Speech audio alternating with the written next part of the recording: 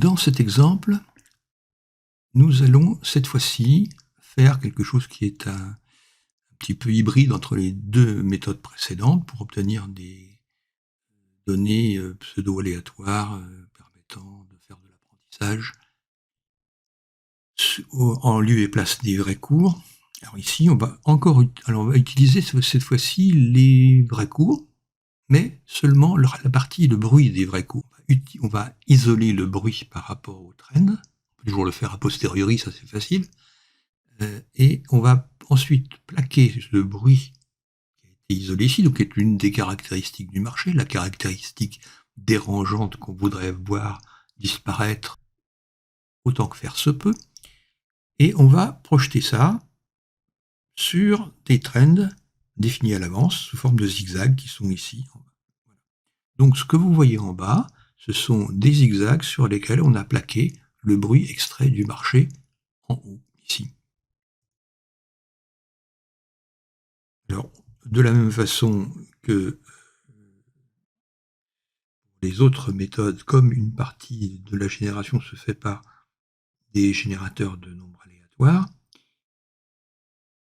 eh bien, à chaque fois qu'on va relancer, les zigzags ne sont pas du tout les mêmes. Par contre, le bruit, lui, reste le même. Mais il est superposé à chaque fois avec des zigzags qui sont différents. Donc, cette série chronologique ici pourrait également servir d'approximation assez peu éloignée du marché que l'on veut étudier sans utiliser les données telles quelles du marché. Donc les données telles quelles du marché peuvent être définitivement gardées comme test sur données non vues, et là vous pouvez garder l'ensemble des données. Donc, si on regarde du début à la fin, il y a toutes sortes de choses, hein. C'est des trends haussiers, des trends baissiers, tout ce que vous voulez.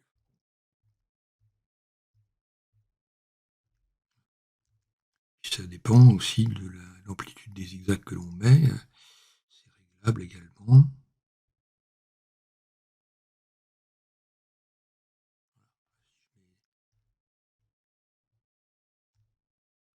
Des réglages beaucoup plus courts, on aura des zigzags beaucoup plus courts, donc ce sera certainement plus bruité, il y aura beaucoup moins de grands trends. Si je mettais par exemple, je sais pas, 20, le facteur ici, ça permet de moduler l'amplitude des barres également.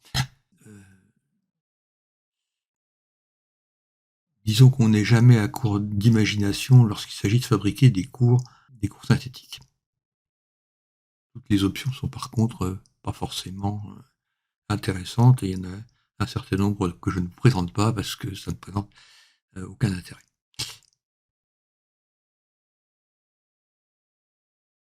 Là où on voit à peine les zigzags superposés puisqu'ils sont beaucoup plus petits. Alors ils ont toujours en commun le bruit du marché d'origine, c'est tout.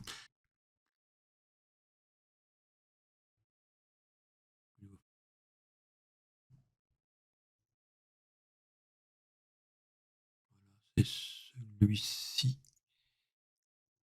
HL, c'est celui-là, voilà.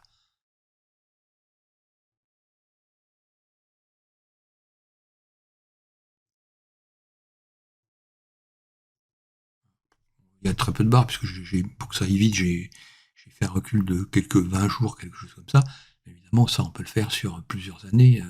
On peut avoir des quantités extrêmement conséquentes de cours pour s'amuser à faire de l'apprentissage.